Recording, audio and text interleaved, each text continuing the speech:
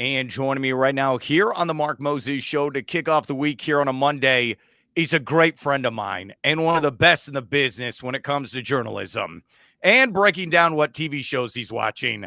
He is my good friend, Mr. John Torres with the Florida Today. John, how you doing today? Hey, Mark, I'm doing great, and thanks for having me on as always, buddy. I appreciate it.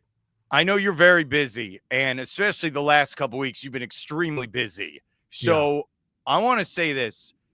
Your reporting on this story you did for the Florida Today was fantastic, and I want you to talk about it. But I'm just going to say this: John has been coming on my show, I don't know, since 2013, 2014, and I swear, a decade ago, you're like, "Yeah, I'm starting this podcast, Murder on the Space Coast, huh?" And I think you were still doing sports, and you were doing transitioning to news, and you're Yep. like, "Yeah, there's this case, and yeah, and over the years, here's the update on the case. Here's this. Dude, this has been going on for a decade. I'm going to let you take the floor. What is the case? What's going on, buddy? Yeah. Well, I appreciate all of your kind words, Mark. Thank you so much for saying that. So, the Murder on the Space Coast podcast, we wanted to focus on some cases of people that we felt were maybe in prison wrongfully, who didn't get a fair trial, or one season was about Brandy Hall, the firefighter who's missing still. It's almost 20 years, coming up on. So, season 4, we did Jeff Abramowski's case, and so to show you how this goes in full circle, I actually covered his sentencing back in like 2006, I think. I Huh. wasn't the court reporter yet, but somebody was out sick or whatever, and I had to go. And I remember covering that sentencing, and I just always remembered, that the arguments were that he was the guy's friend. Why would he want to kill him? And also that he was addicted to drugs, but the guy that was found dead had drugs on him. So I'll just like back it up a little bit. So Jeff Abramowski was a father of two, is a father of two, from like Palm Bay, Melbourne area. And he got into a bad car accident one morning driving the kids to school. He got hooked on painkillers, opioids. His wife threw him out. He was falling asleep everywhere. And so he hooked up with this guy, Courtney Crandall, 78-year-old guy in Palm Shores off US 1, down towards the old Florida Today building. And so this guy Crandall, according to the cops, would take addicts and he would go like pill mill shopping, and he would like take them around to all these unscrupulous doctors. You have some cash on you, you can get a prescription for 100 Oxycontin, whatever. He would let the addicts keep a certain amount of them to either use or sell or whatever, and he would keep the rest and he would sell them. So he ends up dead, right? He's killed brutally with a clothing iron and a claw hammer. He's found clutching the hair of his live-in girlfriend, and there's another blonde hair on his other finger. In the bathroom is blood of the live-in girlfriend's son, adult son Bruce Foley. It turns out that Bruce Foley had a big fight with this guy a week before, and he stole a lot of drugs from him. So the live-in girlfriend's sister, Rita, also lived in town, and she was the victim's ex-girlfriend. And he was mad at her because she owed him all types of money. All right, so he gets killed. Those 3 people leave town in the middle of the night. They leave Melbourne, 2 a.m., to drive up to Alabama with no money, okay? When the cops find them, Bruce has scratches all over his face. They're asking about the scratches. They also find a piece of jewelry that the victim had, a necklace that his daughter had made for him special. And the daughter said, my dad would never, ever give that away to anybody because I gave it to him. It's a special daughter-dad thing. They were found with that, okay?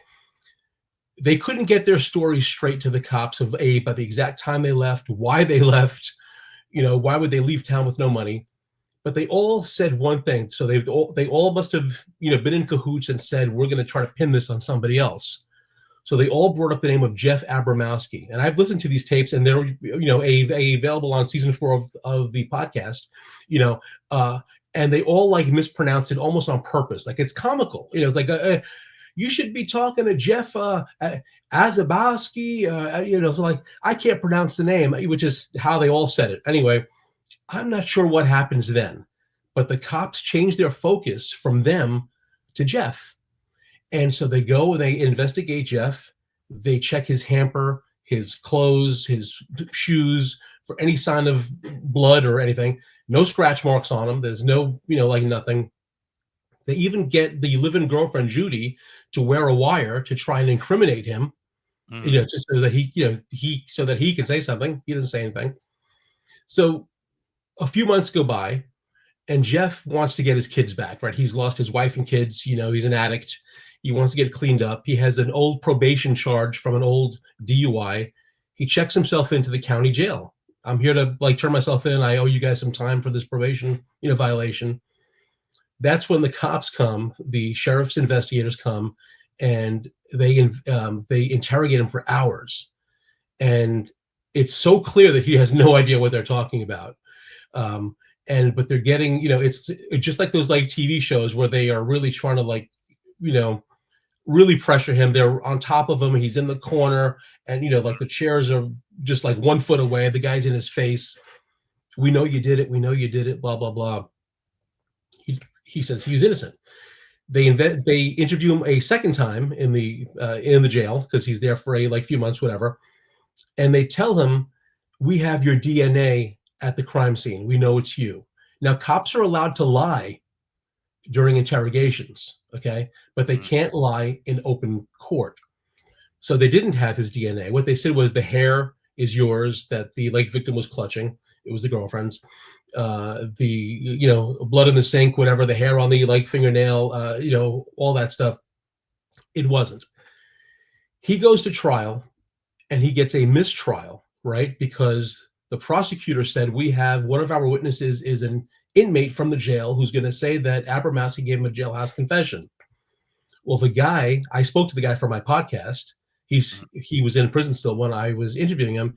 And he said that they fed him information, that the cops fed him information about the case and wanted him to make up this story.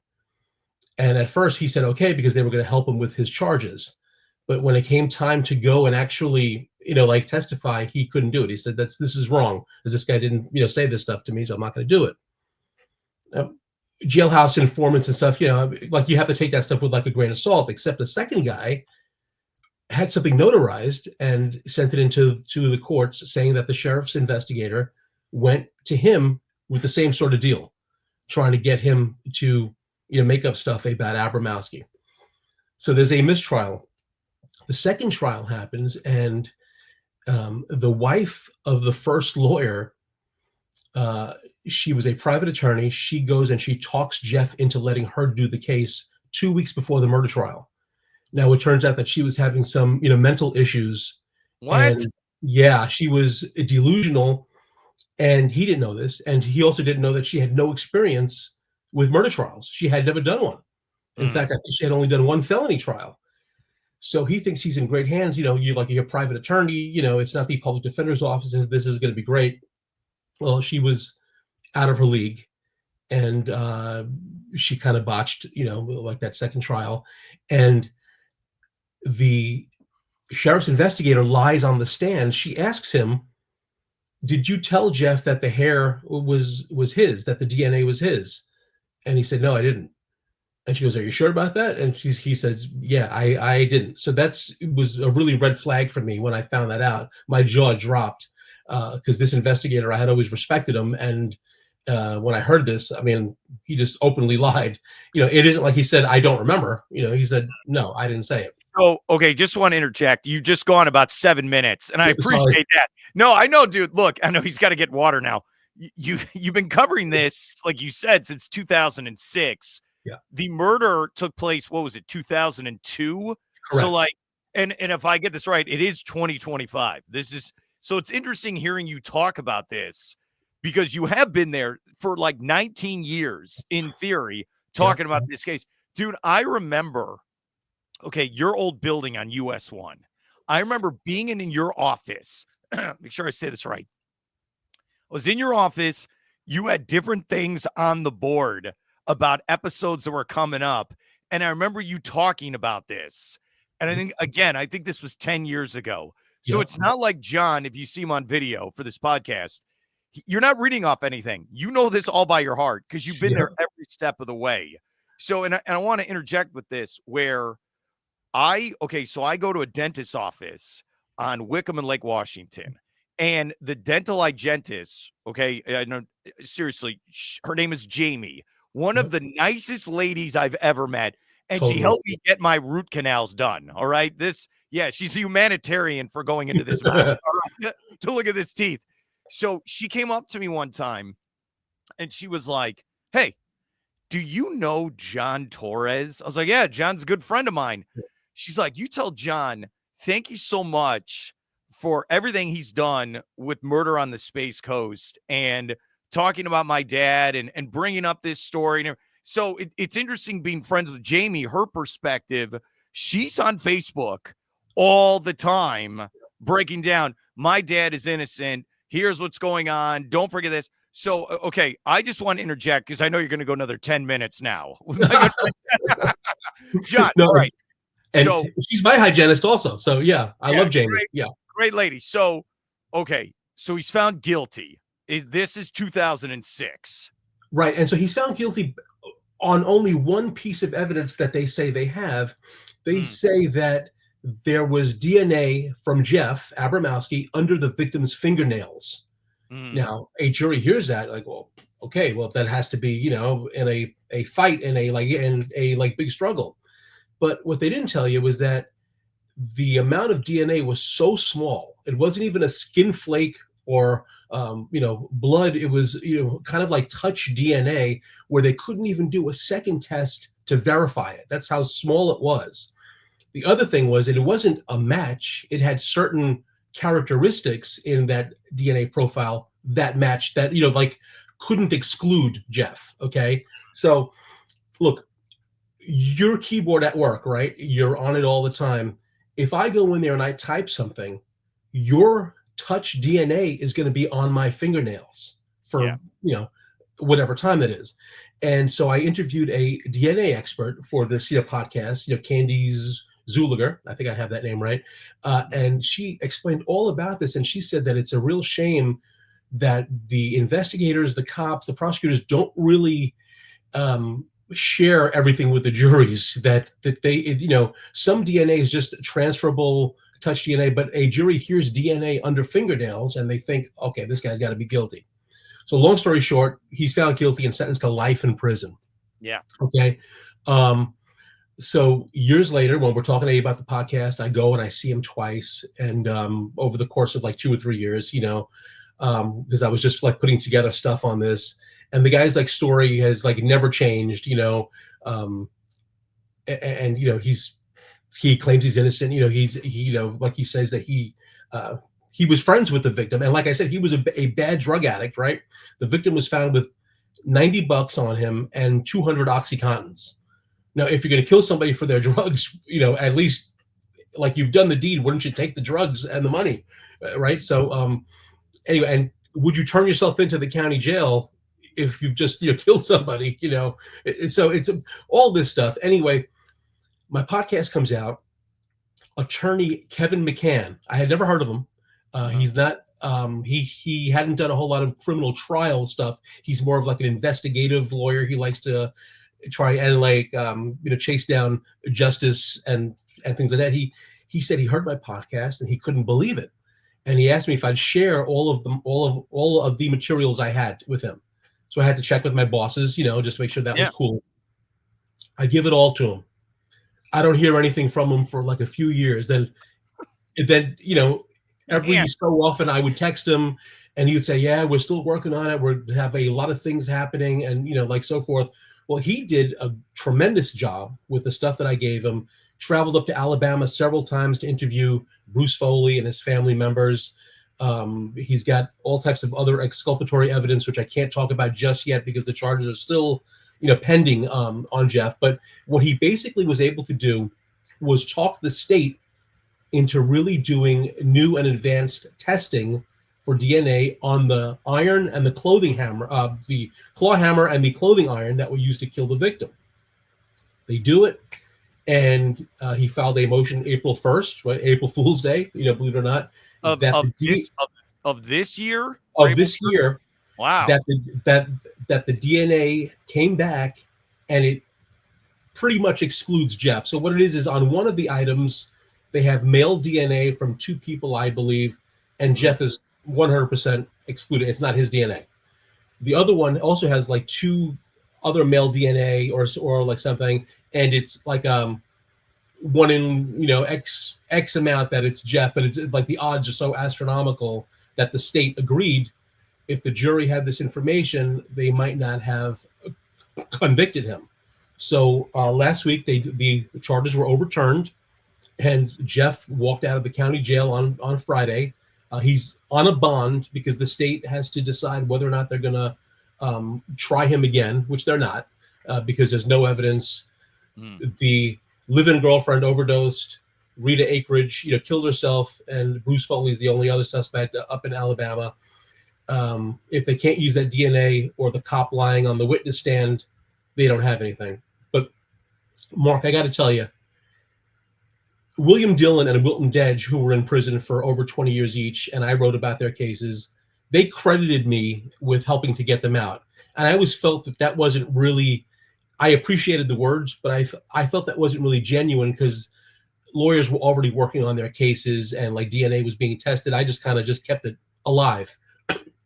But this case, I really feel like it's the greatest journalism achievement of my lifetime, because it was my podcast that I know, and the lawyer says, it was the podcast that, really got me, and I listened to it and I couldn't believe it. And so Jeff comes out of prison Friday, and I actually have this on video because I was videotaping him and Jamie hugging, and he walks over to me and he reaches out his hand and he goes, "John, I owe you my life." Yeah. And dude, I just started crying. Like I like began tearing up and because and I said, "No, you don't." And he goes, "No, I do. And long story short, we went to dinner that night with his family, and he told me several times, "I owe you my life, dude. I owe you my life. You always believed in me." And I appreciate the words and stuff, but there were other people, the lawyers, his family. I mean, just so I'm just happy to have played a part in this. So that's awesome, dude. That's incredible. It really is. It's so crazy. What's funny is John and I usually talk football. We will talk Game of Thrones. How you love Arsenal. I know you got your Gunners jersey on right now. Kit. I'm sorry. I got to say it right. You love the New York Mets. Like, I've known you a long time, but I swear at the end of every conversation over the last decade, it's like, "Hey, what are you working on right now?" You're like, "Well, I'm working on this murder trial. I'm working on this for my podcast." All right. So I got a couple questions now. Sure. Yeah. So when you were starting the podcast, was this one of the stories where you're like, "You know what?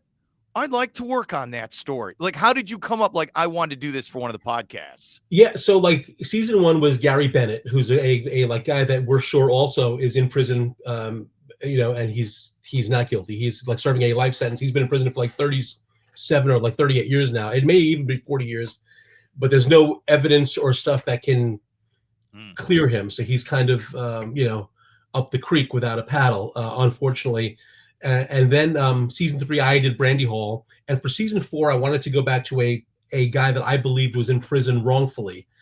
And it was Jeff Abramowski. Now, I had already interviewed him once in prison, so I had some audio. So that was a big help. So I was like, okay, well, I'm going to go back to prison, interview him again, and really try to flesh out the story. And I was able to get all types of audio from like all the cop recordings, all of their interviews. I have all the audio from that.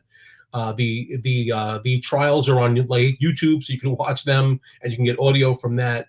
And then his family members, of course, I interviewed Jamie and then his ex-wife and people involved with the case. And it's funny, I started the thing and I thought he was in prison wrongfully, but mainly because he didn't get a fair trial. Because that's my thing. It's like, I want bad people in prison. You know what I mean?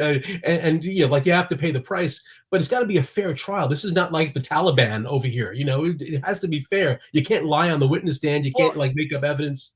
John, it's like I always joke. The TV show is called Law and Order. It's not just law. It's you get your day in court. That's what it needs to be in this country. Yes. See, what's interesting with you you were there in 2006 because you filled in for someone else. Right. So and I get it. Look, you're doing this all the time, but you had this personal connection to it because you were there, you saw it. So then you keep coming back to it. It's just mind-boggling. It kept going on. I like what you said with the lawyer. You gave him the info, you gave him all your material, then didn't hear from him for a couple years. Right. People think this is a 45-minute episode of Law and Order. Right. No, this has been going on forever. All right. My question then is, okay, you're putting together the podcast. This is for our viewers and listeners. How do you get the information from is it public record where you can get those, the interviews with the police and him? How do you do that? Yeah, sure. So it is public record, and you just put in the request. We had to pay for some of it because they have to have an employee, Yeah. try to gather everything for you and stuff. It was maybe like a few $100. I can't remember what it was, but we paid for it and we got it. And then I just painstakingly listened to everything. And one thing that I like to do, Mark, that like some people laugh at me, but as I'm hearing the audio from something, I personally transcribe every word. I don't use Otter or any of those transcription services because I want to hear it. I want to type it because I can then remember it more. Like that way. So I can refer to it. Oh yeah, the interview with that cops, he said this. Let me go find that and I'll know where it is. So, I mean, that took months of just transcribing, audio. And, but so I'm not sure if he's innocent or not, right? As I'm doing this until, I just begin to peel off layer after layer after layer. I'm like, oh my God. This guy he was honestly framed. And I'm not sure why the cops moved away. That's like the big mystery that I really want to find out next. Why did they shift the focus from the people that ran away in the middle of the night with a necklace that belonged to the guy? He's holding her hair. His body is found holding her hair. Why was the focus moved away from them and onto Jeff Abramowski? And, Jeff was an easy target, Mark, right? He was a drug addict. He was living on, in friends' houses on couches. He was, couch surfing. His wife had thrown him out, he had a few little scrapes with the law, but nothing violent. He had a DUI and a worthless check, charge, and he was just low hanging fruit for them, I guess. We're here with John Torres, Florida Today.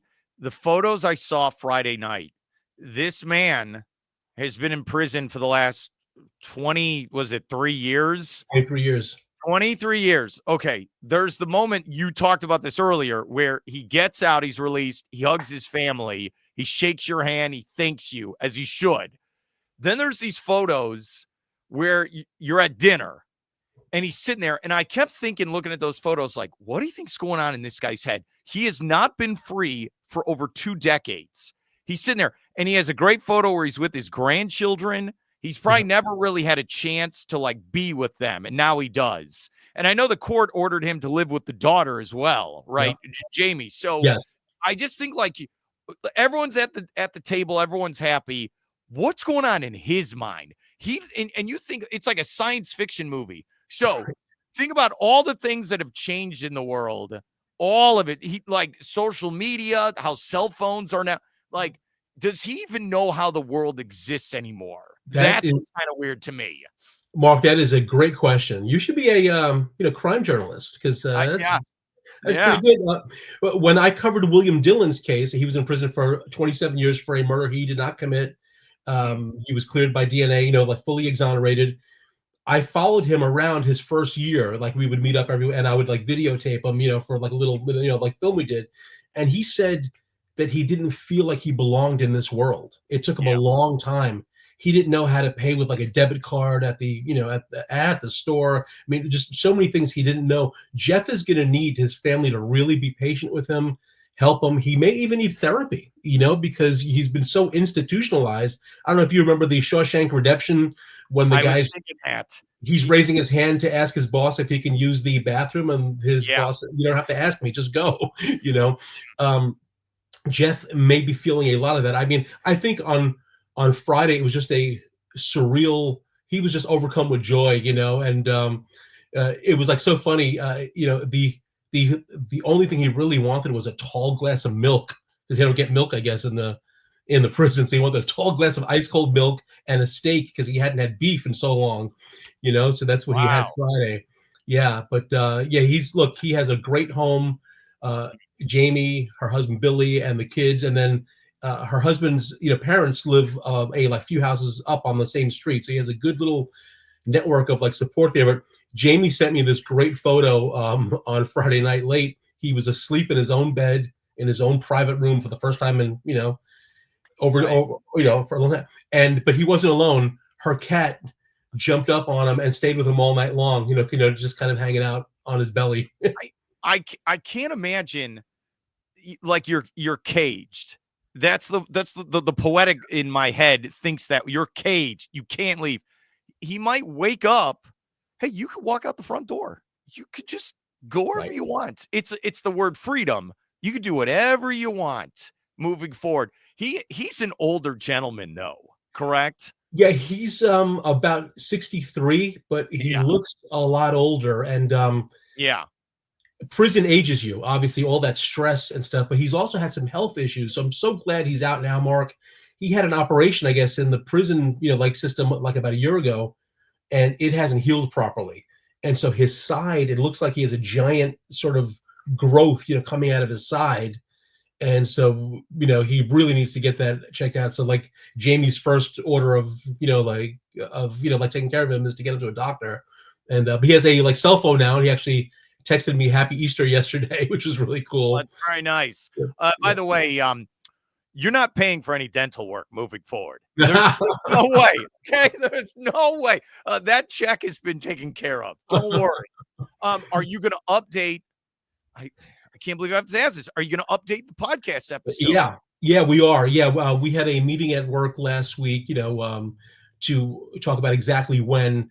We may wait to see what happens with the charges first. Either way, if the state's going to go ahead with a trial, have a podcast about all which has happened since the end of the of the podcast ending all those years ago to now, and then he's facing a trial or his freedom. But either way, yeah, we're going to have that hopefully done within a next few weeks, few episodes of the podcast. Yeah.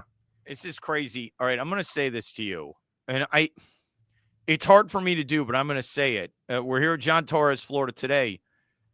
That is an exceptional journalistic work you did. Thanks, do you feel like there's pressure now though, where you're going to have other family members? Hey, miracle worker, can you go help my family member now? Since you don't, I know you've been thinking about this, so I wanted to pose that question to you. Yeah, I actually, in fact, wow.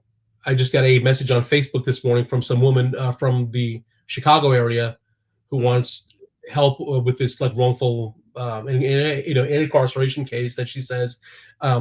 Unfortunately, I do local stuff. So if it's in Brevard County, but I will look at her case and I'll see if there's any newspapers that we own in that area that I can maybe ship the story to or something, or just let them know about it. But and I do get a lot of email, mail from inmates asking for help, and I try to send them to their newspapers from their towns or whatever that can try to help them. I had to ask the question. I had to, because I know you're thinking about it. So in conclusion, we're doing a TED Talk here, and I appreciate coming on. We're here with John Torres, Florida today. You pick a story. How long did it take you to put the full podcast together? The timeline. That's a good question, Mark. I can't remember exactly, but I'm gonna say probably a year. 9 months to a year. It's just gathering the stuff, interviewing, transcribing, then understanding the story. I had to do a timeline of events, based on all the interviews, tried to put it all together. And then interview experts on DNA and stuff that would, and just add them, and then kind of, write the episodes. And so up to a year. And I was pretty much only doing that, Yeah. No, look, you do a great job. I'll keep throwing you roses. I don't care. It's it is unbelievable what you said. And if you look at John's career, and we need a Wikipedia page for you. We do. You've there's a photo on Facebook of you Where are you? It looks like you're in front of an army plane. What is this like? Because you Oh, what's that photo? so that was a Royal Singaporean Air Force Chinook helicopter that after the tsunami in like 2004, I flew to Indonesia with my buddy Joe Hurston, the water purifier guy from Titusville. I've traveled all over the world with this guy. He's like a guardian angel, you know, and we got to ground zero where the tsunami hit Indonesia. And I mean, it was just an unbelievable trip. It was amazing. The people were so thankful that the world had not forgotten about them. But I mean, I was there like right after it happened. And, Yeah. you know, so there was like an area with just like mud. And we learned that 8 bodies had been pulled out of there the following day, you know, just, you know, mind boggling stuff. You know, we saw boats miles inland, you know, like on like city streets, just kind of washed up, you know. But yeah, look, I've been lucky. I traveled to Africa with Florida Today, to India. I covered the Olympics in like 2006 in, you know, Torino. But this Friday, this one day Friday, I came home and I told my wife, this is probably the most satisfying day in my journalistic, you know, life career, just to watch this guy just walk out of prison so happy and so really. It's the first time I had ever seen him smile. And I told him that. I have never seen Jeff smile. That is crazy. We have gone about 30 minutes. This is the most serious conversation I've ever had with you. I am not kidding around. Usually we're complaining about your commanders and like, it's like crazy to think, dude. All right. Before I let you go, how can we check out all your articles and especially the Murder on the Space Coast podcast? How can we do that? Okay, so just go to floridatoday.com and, you know, we have a like search, you know, engine. You can just like type in my name or Abramowski, or just go to Murder on the Space Coast on there. Look, the podcast is available on Spotify, iTunes, it's all the like major platforms. Just like type in Murder on the Space Coast. Season 4 is Jeff Abramowski. Season 5 is Crosley Green, who's in prison for 30-something years, and he's an innocent man as well. And like I almost felt sad on Friday that he wasn't coming out as well. But we won't give up on that one either. So my favorite part of this conversation is I did some show prep to get ready for you. So I'm reading all these articles on the case, and then I realized I'm going to talk to the person who wrote all these articles. So I can't really like one up you. Like, well, the article said this. No, it's John who wrote the article. Okay? Right. Well, that's wrong, John, because this article said, John Torres, Florida Today. Thank you so much for coming on and keep up the great work, buddy. Anytime, Mark. Thanks for having me on, pal.